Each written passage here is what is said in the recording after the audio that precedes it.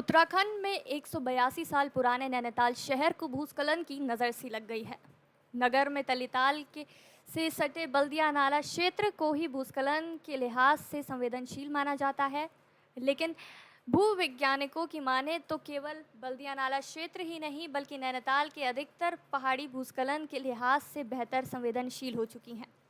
विशेषज्ञों का कहना है कि यदि समय रहते नैनीताल को बचाने के लिए ठोस पहल नहीं उठाई गई तो इस खूबसूरत नगर का स्वरूप बिगड़ने में देर नहीं लगेगी। नैनीताल के बल्दिया नाला की पहाड़ी पिछले 150 सालों से हर साल दरक रही है। अब तक कई मकान, होटल आदि या ज़मीन दोज हो चुके हैं। ट्रीटमेंट के नाम पर अब तक करोड़ों रुपए खर्च हो चुके हैं, लेकिन नतीजा कुछ भी नहीं। हाल ही के वर्ष में ये और अधिक खतरनाक हो गया है। यदि युद्ध स्तर पर इसका उपचार नहीं हुआ तो नैनीताल शहर और झील के लिए ये भूस्खलन बड़ा खतरा साबित हो सकता है।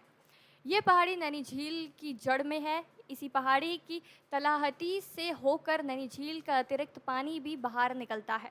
आपको बता दें कि नैनीताल शहर के मलिताल क्षेत्र से सटा 7 नंबर क्षेत्र भी भूस्खलन के लिहाज से बेहद संवेदनशील है।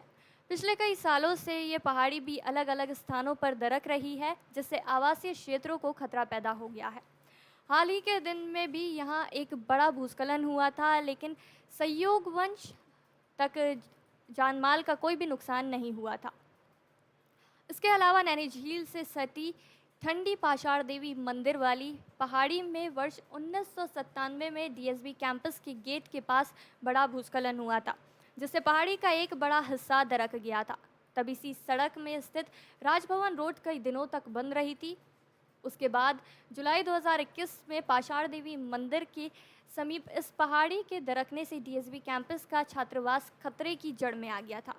इसी दौरान न्यू पालिका मार्केट के ऊपर की ओर भी भूस्खलन हुआ था। तो वहीं इसी साल जून में नैनीताल से हिमालय दर्शन की ओर जाने वाली सड़क पर राजकीय पॉलिटेक्निक के पास भूस्खलन हुआ था। तब नैनीताल पंगोट रोड पूरी तरह से टूट गई थी और कई दिनों तक भारी वाहनों के लिए बंद कर दिया गया था। बाद में लोनीवी ने किसी तरह क्षतिग्रस्त हिस्सों में दीवारें खड़ी कर किसी तरह सड़क को वाहनों के चलने के लिए लायक बनाया था। इसके बाद नैनीताल के मलिताल क्षेत्र में स्थित टिफिन टॉप की पहाड़ी भी पिछले कई वर्षों से लगातार दरक रही है। इस पहाड़ी के टॉप में स्थित डोरोथी सीट नामक पर्यटकों के बैठने के स्थान पर बड़ी बड़ी दरारें उभर आई हैं। जब जब यहाँ भूस्खलन होता है तो पत्थर और बोल्डर नीचे की ओर आबादी वाले क्षेत्रों में गिर जाते हैं। नैनीताल की प्रसिद्ध लोअर माल रोड भी पिछले कई वर्षों से दरक रही है। वर्ष 2018 में लोअर माल का 25 मीटर हिस्सा बुरी तरह से नैनी झील में जा समाया था। तब लंबे समय तक अपर माल रोड से ही वाहनों की आवाजाही हुई थी और अब चाटन लॉज का भूस्खलन वाला क्षेत्र असुरक्षित घोषित होना संज्ञान में आ गया है। इस असुरक्षित क्षेत्र में किए गए कार्य अवैध निर्माण पर पूर्व में प्राधिकरण की ओर से चालान कर ध्वस्तीकरण आदेश की पारित किए गए हैं। प्राधिकरण की ओर से नैनीताल शहर की महायोजक के विपरीत किए गए अवैध निर्माण कार्य पर लगातार कार्यवाही की जा रही है। क्षेत्र में भूस्खलन के कारण और सुरक्षात्मक उपायों पर रिपोर्ट देने के लिए तकनीकी समिति से निरीक्षण कराए जाएंगे। नैनीताल की अधिकतर पहाड़ी मजबूत चोटियों से नहीं बनी है बल्कि भुरभुरी मिट्टी वाली है। हर पहाड़ी की अपनी बार वहन करने की क्षमता होती है, जो अब पूरी हो चुकी है। इसके चलते अलग अलग स्थानों पर समय समय पर भूस्खलन हो रहा है। साथ ही इसे रोकने के लिए ठोस रणनीति बनाने की ज़रूरत है। तो वहीं बीते दिन नैनीताल के चाटन लॉज क्षेत्र में हुए भूस्खलन ने आसपास बसे लोगों की चिंता अब और भी बढ़ा दी है। यहाँ 50 से ज़्यादा भवनों में रहने वाले लोगों के सामने नया ठिकाना खोजने की चुनौती बन गई है।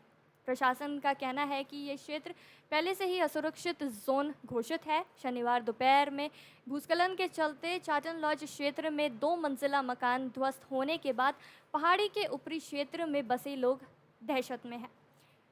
क्षेत्र के रास्तों और मकानों की दीवारों में पड़ी दरारों के चलते ये भवन कभी भी ढह सकते हैं। अभी मानसून की विदा होने में समय है। अगर रात के समय बारिश का पानी इलाकों में पहुंचेगा तो लोगों के पास सुरक्षित स्थानों पर जाने का समय भी नहीं बचेगा। प्रशासन ने ये भूस्खलन की रोकथाम के लिए जियो बैग मंगा लिए हैं। जियो बैग पहुंचते ही यहां पर काम शुरू कर दिया जाएगा। इधर भूस्खलन के बाद लोगों में कई तरह की चर्चाएं हैं। कुछ लोगों का कहना है कि अभी हाल ही में यहाँ के मकानों में 2-3 दिन पहले अवैध निर्माणों को हटाने के लिए काम शुरू किया गया था। शायद उसी की ये वजह रही होगी जो ये भूस्खलन यहाँ पे हुआ है। नैनीताल के एसडीएम प्रमोद कुमार का कहना है कि भूस्खलन के कारणों की जांच और निरीक्षण के लिए प्रशासन ने भूवैज्ञानिकों को बुलाया है। भूवैज्ञानिकों की टीम पहुंचते ही सर्वे शुरू होगा। रिपोर्ट मिलने के बाद सुरक्षा कार्य शुरू किया जाएगा। रक्षा मंत्री, पर्यटन राज्य मंत्री और सांसद अजय भट्ट ने नैनीताल के चाटन लॉज क्षेत्र में हुए भूस्खलन को लेकर जिला अधिकारी वंदना सिंह से फ़ोन पर वार्ता की और तत्काल सुरक्षात्मक कार्य कराने के निर्देश दिए। उन्होंने जिला अधिकारी को निर्देश दिए हैं कि वह प्रभावितों को विस्थापित करने के साथ उन्हें तत्काल सहायता राशि भी उपलब्ध कराएं।